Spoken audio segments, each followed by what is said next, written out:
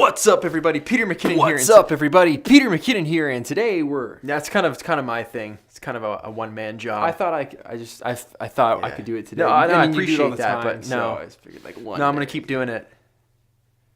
All right. Actually, I they don't even love think it people when I like do that it, much and when I you don't do but it, I mean, they that's get just- more like, "Why didn't you do it?" And Okay. Yeah. No. yeah, no, you Okay, just sit there and chill. I'll just Whatever. sit here and wait it out.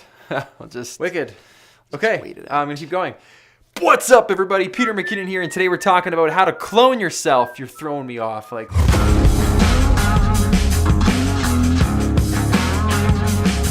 What is going on, everybody? So good to see all of your smiling faces back here for another Peter McKinnon tutorial. Now, this one's a fun one. It's a little quirky, but it kind of falls into that same realm as like the how to make stuff float photo. Like it's not necessarily like a really popular thing that's done all the time that you see over and over and over and over. I'm sure a lot of you have seen it done before. It's not new. This is age old. I learned this so long ago, but it's one of those things that's just fun to reincorporate or find new ways to breathe new life into and just get creative with it. So I'm gonna teach you guys how to do it both in Premiere and in Photoshop, because you can do it both with video like you guys saw in the intro, and you can do it in Photoshop for photos. So if you got kids and you want to make a really cool creative kind of scene, you can place them all over the room doing different things or find cool ways to advertise.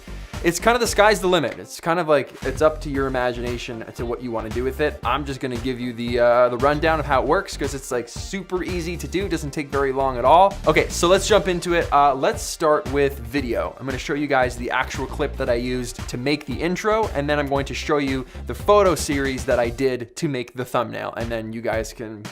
I'm leaving it in your hands. Then it's up to you. I am removed from the situation after that. I've had so much coffee today that my hands are out of control. Okay. All right, let's go. All right, now that you're in Premiere, you're gonna grab the 2 clips that you need to do this. Now, make sure, obviously, you're filming yourself twice. One reacting to the other and the other reacting to the other. So you kind of gotta remember what you're saying and try to build a scene as if you're acting it out to make it, that is if you're interacting with yourself in the frame. Which sounds really crazy when you think about it, but if you're cloning yourself and you're putting multiple people into the frame, if they're not saying anything and it's like a silent thing and it's done outside and it's a bird's eye view and multiple versions of yourself are popping up all over the grid, that's a different thing. But if you're doing something like I did for the intro where you want to actually interact with yourself, you gotta remember what you're saying in the first clip so that you can react to that in the second clip that you shoot where you're essentially talking to yourself. That makes sense. It's just really messed up to say. Okay, so check this out. So this is the first clip here where I'm on the right and I'm talking to myself here on the left. So I shot those both individually.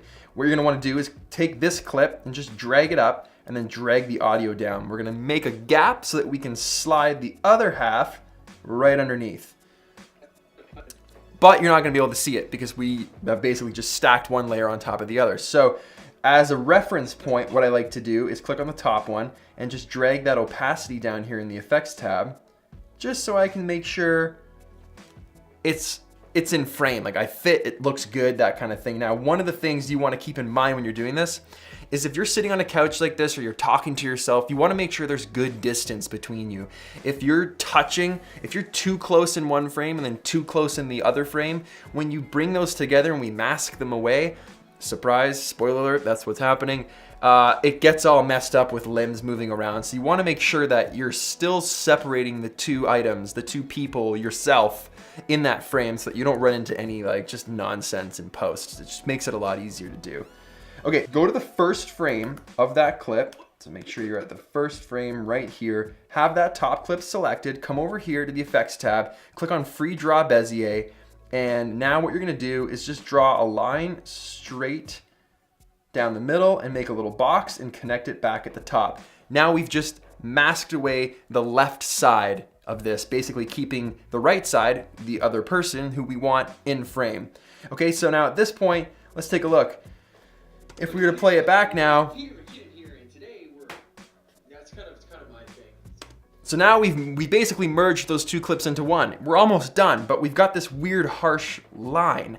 And it's weird because you might think to yourself, well, I didn't move the lights, I didn't move the camera, nothing's changed. But your shadow is casting a different light over that wall from the left side of this image so that it's gonna look different on the right. So it kind of messes it up. So we need to blur that line right down the center and fuzz it out so it blends nicer. So all you gotta do for that is make sure that top layer is selected, click on mask so it brings up that mask again, and then we're gonna change that mask feather.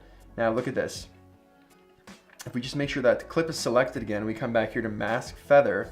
See how it moves that closer to my arm? So watch, blurry, and it just fades away. Now if you fade too much, it starts fading into your actual body. You don't wanna fade into your actual body. So back it off just a little bit.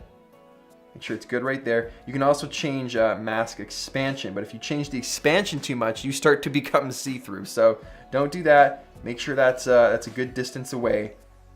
I like to tweak it a little bit, and then you can go back to fit screen.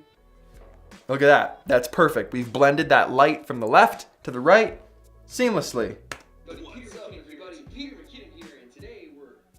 Now the last thing you might want to do is create an adjustment layer so that you can color correct this clip as one clip. Because a lot of the times you don't want to color correct one and then color correct the second. You can paste attributes over from one clip to another, but I've found it's just easier to make an adjustment layer, and you can do that by right-clicking down here in your project panel, hit new item, adjustment layer, just hit OK. It makes an adjustment layer, just drag it on top. It's going to be small, so just zoom out there by hitting Command minus, and then just drag that out the rest of the way. So now if you're gonna do any kind of color correction, let's say we wanna put a LUT on this to just make it easy and fast, we can go over here to the right side under the Creative tab, click Look, it's gonna open up this menu where it says None, you're gonna hit Browse, and then you can browse and select your LUTs. I've got my LUT pack open right here. We can click Kodak Killer, which is my fave.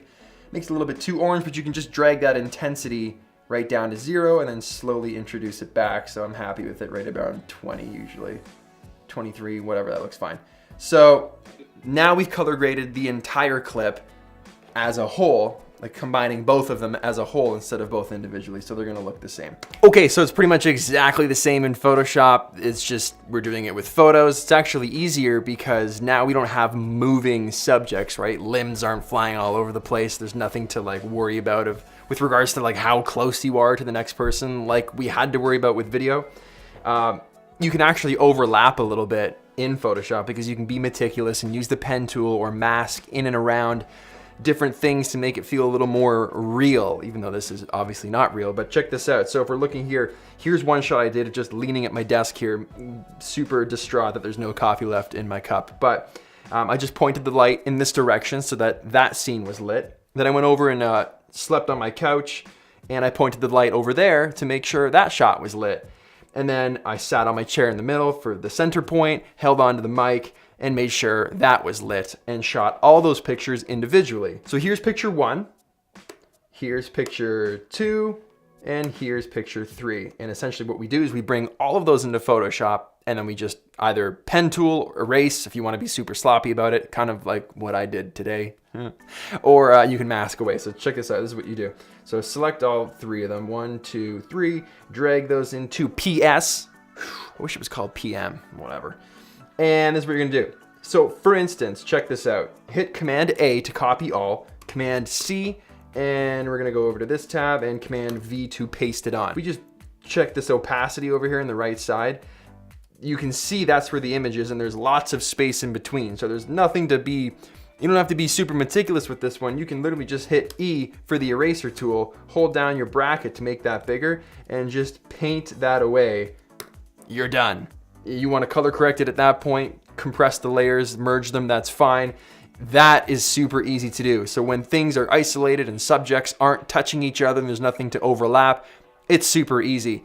Now it's when we're introducing the last photo, that's me in the middle, I'm much closer to the lens, so everything's behind me. So I actually have to mask or paint or erase or pen tool out all around my body to make those. You'll see what I mean. We would copy this picture, Command A, Command C, come over to this, and paste it right here.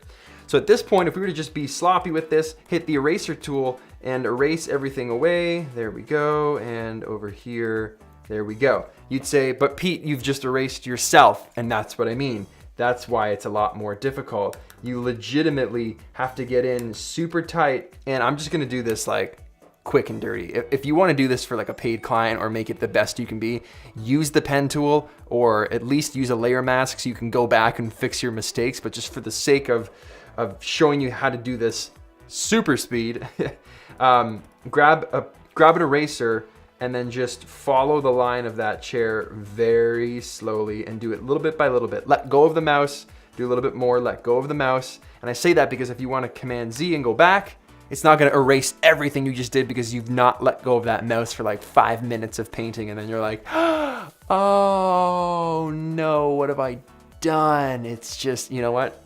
Netflix, I'm out. So do that real careful, follow that chair, and you can come all the way up here like this. You want to make sure not to erase into your body, nothing like that. So come all the way up, be nice. And then I'm just gonna do a super fast job so you guys get the point, so we're not sitting here for 7 days.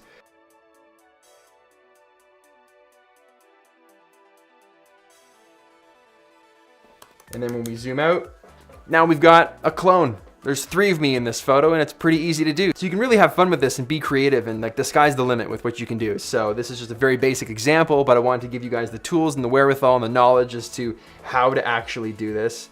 And it's a lot easier than you think. So have fun with it. And that's how you do it in Photoshop. I hope you guys enjoyed it. Definitely give it a shot. If you have any questions, drop them below. Thank you so much for watching. If you like this video, hit that like button, smash it if you so desire, because like I've said before, I won't hold it against you. Subscribe if you aren't already, and I'll see you guys in the next video. It's true, I'll be here. Might not be here, but I'll be around. I'll be around. Okay, let's just end this. What's up, everybody? Peter McKinnon here, and that's kind of my thing. It's kind of a one-man job. No, I appreciate that, but no, I'm gonna keep doing it.